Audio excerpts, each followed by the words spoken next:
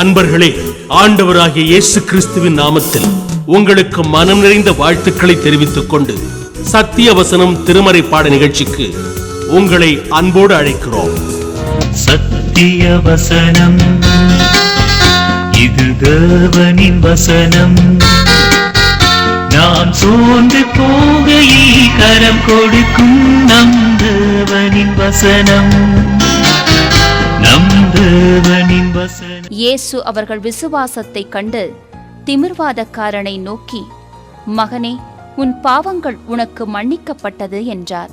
இயேசு கிறிஸ்துவின் இனிய நாமத்தில் சத்திய வசனம் நேயர்களுக்கு என் அன்பின் வாழ்த்துக்கள். கிறிஸ்தவ வாழ்க்கை எப்படி ஆரம்பிப்பது என்பதை குறித்து தியானித்து கொண்டிருக்கிறோம். இயேசு கிறிஸ்து ஒரு மனிதனை தொடும் பொழுது, அவன் உள்ளத்தில் மாற்றங்கள் ஏற்படும் பொழுது, அவனுக்குள் ஒரு கிறிஸ்தவ வாழ்க்கை ஆரம்பிக்கிறது. மனம் திரும்புதல், பாவ மன்னிப்பாகிய ரட்சிப்பு, இது இல்லாமல் ஒரு மனிதன் கிறிஸ்தவ வாழ்க்கையை ஆரம்பிக்கவே இல்லை. நீங்கள் ஒரு கிறிஸ்தவ ஊழியக்காரனின் பிள்ளையாக பிறந்திருக்கலாம், அவனுடைய சகோதரன் சகோதரியாய் இருக்கலாம், எத்தனையோ காலமாக தலைமுறையாக கிறிஸ்தவ குடும்பத்தில் இருக்கலாம். ஆயினும் நீங்கள் ஒரு நாளில் நெருக்கப்பட்டு தேவனிடத்தில் உங்கள் உள்ளத்தை ஊற்றி, தேவனே, என் பாவத்தை எனக்கு மன்னியும் என்று சொல்லி, அவரால் உங்கள் பாவங்கள் மன்னிக்கப்பட்டு நீங்கள் ரட்சிப்பின் அனுபவத்தை பெறவில்லை என்றால், நீங்கள் கிறிஸ்தவ ஜீவியம் ஆரம்பிக்கவே இல்லை. உங்களுக்கு கிறிஸ்தவ ஜீவியத்தை பற்றி தெரியுமே ஒழிய, நீங்கள் அதை செய்யவில்லை, அனுபவிக்கவில்லை, ஆரம்பிக்கவே இல்லை. இந்த கிறிஸ்தவ ஜீவியம் இயேசு ஒரு மனிதனோடு இடைப்படும் பொழுதுதான் அது ஆரம்பிக்கிறது. பல வழிகளில் இயேசு மனிதரோடு இடைப்படுகிறார். ஒரு சில மனிதர்களை அவர்களை அழைத்து கொண்டே இருப்பார், அவர்கள் அலட்சியம் பண்ணிக்கொண்டே இருப்பார்கள். ஆனால் ஒரு நாளில் தேவன் அவர்கள் மேல் உள்ள அன்பினால், அவர்கள் வாழ்க்கை மாற வேண்டும் என்று நினைப்பதினால், அவர்களுக்கு ஒருவேளை பெரிய நஷ்டத்தை உண்டு பண்ணலாம் தொழிலில், அல்லது ஒரு வியாதியை கட்டளை இடலாம். இவ்விதமாக அவர் சிலருடைய வாழ்க்கையில் வியாதியின் மூலமாகவும் கிறிஸ்தவ ஜீவியத்தை ஆரம்பிக்கிறார். பாருங்கள், மார்க்கு 2ஆம் அதிகாரத்திலே அங்கே நாம் ஒரு சம்பவத்தை பார்க்கிறோம். ஒரு திமிர்வாதக்காரன், நடக்க முடியாது, அசைய முடியாது.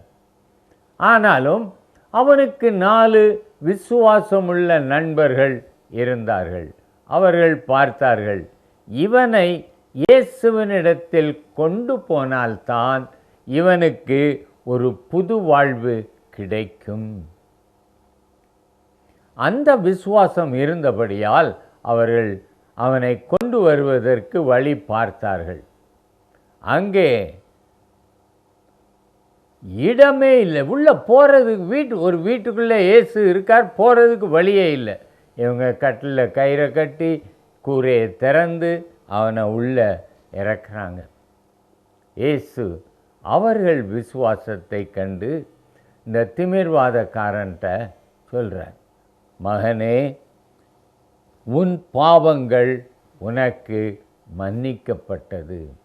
ஒரு புது வாழ்வு ஆரம்பிக்க வேண்டும் என்றால் பாவங்கள் மன்னிக்கப்பட்டிருக்க வேண்டும். அந்த மனிதனின் உள்ளத்தில் இருக்கும் குற்ற உணர்வு முழுவதும் நீங்கி போக வேண்டும். அப்பொழுதுதான் அவன் கிறிஸ்துவோடு ஐக்கியம் கொண்டு அவருடைய வழிகளில் நடக்க முடியும். குற்ற உணர்வு இருந்தால் நாம் அவர் பின்னாக சந்தோஷமாக போக முடியாது. நாம் தடுமாறி விழுந்து விடலாம், அல்லது குந்தி குந்தி இரு நினைவுகளால் குந்தி குந்தி நடக்கலாம். இந்த திமிர்வாதக்காரனை இயேசு சொன்னார், மகனே, உன் பாவங்கள் உனக்கு மன்னிக்கப்பட்டது. அது ஒரு அன்பினால் அவர் சொல்லுகிறார். உன் சரீர சுகத்தை விட உன் ஆத்தும சுகம் உனக்கு மிகவும் முக்கியம். வியாதியோடு மரிக்கிறவர்களும் ஆத்மாவிலே ஆரோக்கியம் உள்ளவர்களாய் இருப்பார்கள் என்றால் பரலோகத்திற்கு போக முடியும். சரீரத்திலே நல்ல சுகம் இருந்தும் ஆத்மா நோய் கொண்டதாக இருந்தால் அந்த மனிதனின் முடிவு பரிதாபமாக இருக்கும். ஆகையால் ஒரு மனிதனின் வாழ்க்கை மாற வேண்டுமென்றால் இயேசு கிறிஸ்து முதலாவதாக அவனுடைய பாவங்களை மன்னிக்க வேண்டும். எங்கே அந்த திமிர்வாதக்காரன்? இவர் பாவங்களை மன்னித்தவுடன் பரிசேயர்கள் முறுமுறுத்தார்கள். தேவன் ஒருவர் தான் பாவங்களை மன்னிக்க முடியும், இவன் யார் என்று. ஆண்டவர் சொன்னார், பாவங்களை மன்னிக்க மனுஷகுமாரனுக்கு அதிகாரம் உண்டு. அந்த பரிசேயரை பார்த்து தேவன் கேள்வி ஒன்றை கேட்டார். உன் பாவங்கள் மன்னிக்கப்பட்டது என்று சொல்வதோ, எழுந்து உன் படுக்கையை எடுத்துக்கொண்டு நட என்று சொல்வதோ எது எளிது? அவர்களால் பதில் சொல்ல முடியாத கேள்வி. அவனை நோக்கி உன் படுக்கையை எடுத்துக்கொண்டு உன் வீட்டுக்கு போ என்ற பொழுது அவன் எழுந்து தன் படுக்கையை தானே எடுத்துக்கொண்டு எல்லாருக்கும் முன்பாக அவன் நடந்து போனான். இந்த சரீர வியாதியின் நிமித்தம் அவன் இயேசு அண்டை வந்தான். இயேசு அவன் பாவங்களை மன்னித்தார். அவனுடைய வாழ்க்கை முற்றிலும் மாறுபட்டது. இது வேதாகமத்தில் உள்ள ஒரு காரியம். புறஜாதியாரும் இயேசு சந்திக்கும் பொழுது வியாதியில் இருந்து விடுபட்டு அவர்களும் ஒரு கிறிஸ்தவ வாழ்க்கை ஆரம்பிக்கிறார்கள். கிளியுண்ட திரை என்கிற புஸ்தகத்திலே குல்ஷன் எஸ்தர் என்கிற ஒரு பாகிஸ்தானிய பெண்ணை பற்றிய ஒரு சரித்திரம் எழுதப்பட்டிருக்கிறது. வாலிப வயதில் நடக்க முடியாமல் படுக்கையானாள். அவளுடைய குடும்பத்தார் மிகுந்த ஐஸ்வர்யவான்கள். இவளை அப்படியே பிளெயினில் வைத்து இங்கிலாந்து கொண்டு போனார்கள், அமெரிக்கா கொண்டு போனார்கள், மெக்காவிலே புனித ஸ்தலத்திலும் வைத்து பார்த்தார்கள். அவளுக்கு சுகம் கிடைக்கவில்லை. அவளை கவனிப்பதற்கு 6 நர்சஸை வச்சிருந்தாங்க. ஒருத்தி கிறிஸ்தவள் ஒரு புதிய ஏற்பாட்டை கொடுத்த பொழுது அவள், இந்த இயேசு இன்றைக்கும் உயிரோடு இருந்தால் என்னை குணமாக்குவாரே என்று அவள் உள்ளத்தில் அவளுக்குள் ஒரு ஏக்கம் ஏற்பட்டது. இயேசு அவளுக்கு தரிசனமாகி அவளை சுகப்படுத்தினார். அவள் எழுந்து இயேசு என்னை சுகப்படுத்தினார் என்றாள். அவர்கள் வைராக்கியமுள்ள சையத் ஃபேமிலியிலே இருந்தவர்கள். ஆகையால் அவர்கள் இப்படி சொல்லாதே, அல்லாஹ் உன்னை சுகமாக்கினார் என்று சொல் என்றார்கள். அவளோ இயேசு என்னை சுகமாக்கினார் என்று சாட்சி சொன்னாள். அன்று முதல் அவள் ஒரு கிறிஸ்தவளானாள். குடும்பத்தை விட்டு தள்ளி வைத்தார்கள். அநேக உபத்திரவங்கள் கொடுத்தார்கள். இருந்தும் அவள் ஞான ஸ்நானம் பெற்று கிறிஸ்தவ ஜீவியத்தை செய்கிறாள். இயேசு உள்ளத்தின் வாஞ்சையை பார்த்து அவர் ஒரு மனிதனை சந்தித்து சுகமளித்து தன் பிள்ளையாக மாற்றுகிறார். கிறிஸ்தவ ஜீவியம் அவர்களில் ஆரம்பிக்கிறது. இன்னும் நம் நடுவிலே தமிழ்நாட்டிலே இன்றைக்கும் இருக்கிற ஒரு ஊழியர், அவர் கொடிய கேன்சர் வியாதியினால் கஷ்டப்பட்டார். அவரே ஒரு டாக்டர். அதிகமான செல்வம் உடையவர். அவர் சினிமாக்கள் கூட எடுத்து இருந்தவர். கிறிஸ்தவர்தான். ஆனால் இயேசுவுக்கும் அவருக்கும் சம்பந்தமே கிடையாது. உலக மேன்மைகளுக்காக வாழ்ந்த ஒரு பணக்கார டாக்டர். திடீரென்று அவருக்கு தொண்டையிலே கேன்சர் வந்தது. வைத்தியர்கள் எல்லாம் பார்த்தார்கள். வேலூர் ஆஸ்பத்திரியிலே வைத்து பார்த்தார்கள்.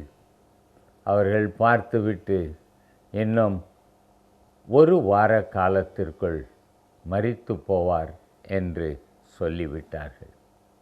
அவருக்கோ அப்பொழுதுதான் முதலாக மரண பயம் ஏற்பட்டது.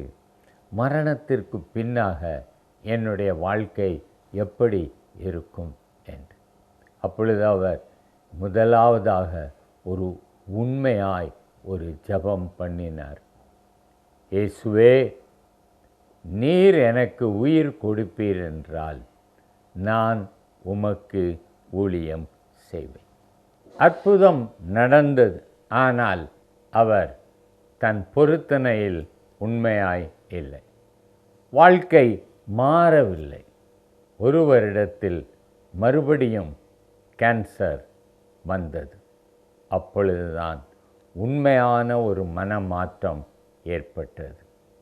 அன்றிலிருந்து இன்று வரை டாக்டர் கிளிஃபர்ட் குமார் கர்த்தருக்கு உண்மையானவராய் இருக்கிறார்.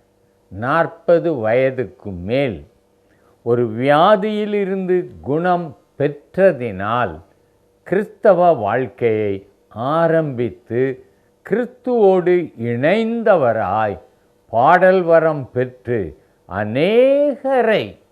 அநேக புறஜாதி குடும்பங்களை கிறிஸ்துவுக்குள் நடத்தும் ஒரு வல்லமையான ஊழியக்காரனாய் மாறினார்.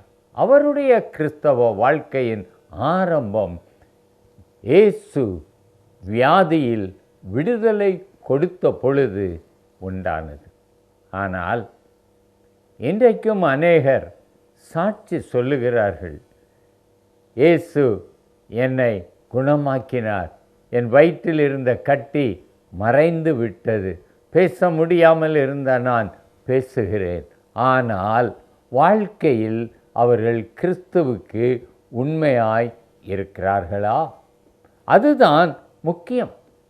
பால் யாங்கிச்சோ ஒரு வைராக்கியமான புத்த மதத்தை சேர்ந்தவர். அவருக்கு ஜெபிக்க போன ஒரு வெள்ளைக்கார பெண்ணை பார்த்து, வெள்ளைக்காரனாயே வெளியே போய் என்று சொன்னவர். ஆனால் இயேசுவினால் சுகம் பெற்ற பொழுது கொரியாவிலேயே ஒரு பெரிய எழுப்புதலுக்கு காரணமான ஒரு மனிதனாக மாறினார். இயேசு சந்திப்பதற்கு வியாதியை ஒரு தருணமாக அவர் வைத்திருக்கிறார். ஆனால் அவர் சுகமாக்கி தன்னை வெளிப்படுத்தும் பொழுது அவருக்கு உண்மையுள்ளவர்களாய் நாம் கிறிஸ்தவ ஜீவியம் செய்ய வேண்டும். எவ்வளவோ பேர் வியாதியிலிருந்து விடுதலை பெற்ற பின்னதாக அவர்கள் இயேசு கிறிஸ்து குணமாக்கினார் என்பதை மறந்து தங்கள் பழைய வாழ்க்கையிலேயே நீடிக்கிறார்கள். இவர்கள் கிறிஸ்தவ ஜீவியம் செய்யவே இல்லை. இவர்களுக்கும் இயேசுவுக்கும் சம்பந்தமே இல்லை. 10 குஷ்டரோகிகளை தேவன் சுகமாக்கினார். ஒருவன் மட்டும் அவரிடத்தில் வந்தான். அவர் கேட்டார், சுகமானவர்கள் 10 பேர் அல்லவா, மற்ற 9 பேர் எங்கே? இன்றைக்கும் இயேசுவிடம் அற்புதம் பெற்றதிலே ஒருவர் தான் வருகிறார்கள், 9 பேர் எங்கேயோ போய்விடுகிறார்கள். சகோதரனே, சகோதரியே, உன்னுடைய வாழ்க்கையிலும் தேவன் ஒரு அற்புதம் செய்திருக்கலாம். நீ ஒரு பொருத்தனை பண்ணி, உபவாசம் பண்ணி, அவருடைய இரக்கத்திற்காக கெஞ்சி, அவர் இரக்கப்பட்டு உனக்கு பல காரியங்களை செய்திருக்கலாம். உனக்கு ஒரு திருமணம் நடந்திருக்கலாம்.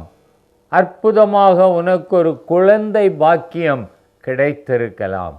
நீ பொருத்தனை பண்ணி இருக்கலாம். ஆனால் இன்றைக்கு உன்னுடைய வாழ்க்கை எப்படி இருக்கிறது?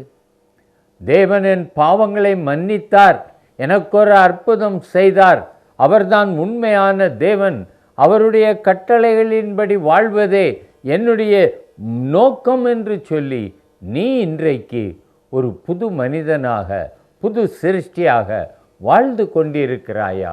அல்லது நீ இன்னும் உன் பழைய வாழ்க்கையை வாழ்ந்து கொண்டிருக்கிறாயா? பழைய வாழ்க்கை பயங்கரமான ஒரு முடிவிற்குள் உன்னை கொண்டு போய்விடும். தேவனை விட்டு உன்னை தூரமாக்கி, தேவனுடைய இரக்கங்களுக்கும் கிருபைக்கும் நீ தகுதியற்றவனாக மாறி உன் வாழ்க்கையின் முடிவு நரகத்தில் முடியும். உனக்குள் சமாதானம் இராது, சந்தோஷம் இராது, உன் குடும்பத்திலே உறவுகளும் சரியாய் இராது.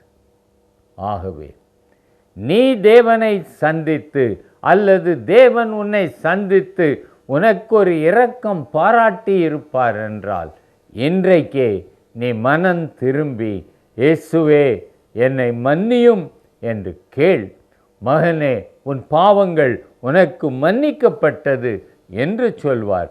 உன்னை எழுந்து நட என்று சொல்வார். நீ இயேசுவின் பின்னால் நடக்க ஆரம்பி. உன் வாழ்க்கை பிரகாசமாயிருக்கும். உன் முடிவு மகிமையானதாக மோட்சத்தில் இருக்கும். அதுதான் கிறிஸ்தவ வாழ்க்கையின் மேன்மை. இயேசு இடைப்படுகிறார், உன்னை தன்னை பின்பற்றி வரும்படி அழைக்கிறார். நீயும் கிறிஸ்தவ வாழ்க்கையை ஆரம்பிக்கிறாய். பாடுகள் கஷ்டங்கள் ஊடாய் கடந்து சென்றாலும் அவரை விடாமல் பற்றி கொள்ளும் பொழுது முடிவிலே கிரீடம் சூட்டப்பட்டு மகிமையான ஒரு வாழ்க்கையை பெற்று நீ மோட்சத்திலே சந்தோஷமாயிருப்பாய். அதுதான் கிறிஸ்தவ வாழ்க்கையின் மேன்மை. அதனால் தான் இன்றைக்கும் உன்னிடத்திலே கெஞ்சி கேட்கிறேன், சகோதரனே, நீ வாழ்கிற வாழ்க்கை சரியல்ல. நீ ஏன் மாறக்கூடாது? ஏன் மாறி உத்தமமும் சந்தோஷமான ஒரு வாழ்க்கையை ஏன் அனுபவிக்க கூடாது? கர்த்தர் உனக்கு பலன் தருவார். அந்த வாழ்க்கை தான் கிறிஸ்தவ வாழ்க்கை. அவர் உன்னை கரம் பிடித்து தன்னோடு இருக்கும்படி அழைத்து செல்வார். அவர் அப்படி வாக்கு பண்ணி இருக்கிறார். நான் இருக்கும் இடத்திலே நீங்கள் இருக்கும்படிக்கு மறுபடியும் வந்து உங்களை என்னுடனே கூட்டிச் செல்வேன் என்று இருக்கிறார்.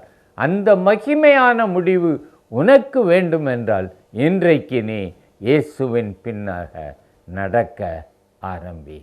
கர்த்தர் உன்னை ஆசீர்வதிப்பார். ஜெபிக்கலாமா? அன்பின் தகப்பனே, இன்றைக்கும் உம்மிடத்தில் அற்புதத்தை பெற்று மறந்து இன்றைக்கு மறுபடியும் இயேசுவே நான் உமக்கென்று வாழ்வேன் என்று தீர்மானித்திருக்கிற ஒவ்வொருவரையும் நீர் மன்னித்து பரிசுத்த ஆவியால் பலப்படுத்தி பின்னாக ஓடி வரும்படி இழுத்துக்கொள்ளும். மகிமையிலே அவர்களை சந்தோஷப்படுத்தும். இயேசு நாமத்தில் பிதாவே, ஆமென்.